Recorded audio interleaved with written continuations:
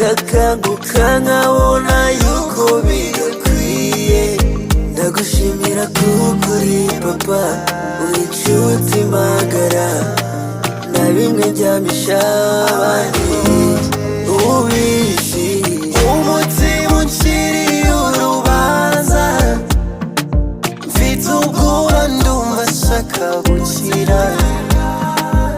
Amavuta ndimo reka yake, genda uko ubishaka nitwa uwawe. Ndagushimira kuko uri papa, uri inshuti magara, na bimwe njyamisha abandi ubizi. Amashimwe urayakwiye Mana, sinayo gusa ukwiye, kuko imirimo y'amaboko yawe nawe heza yapfukamye imbere yawe. Iyo ubivuze biba ako kanya.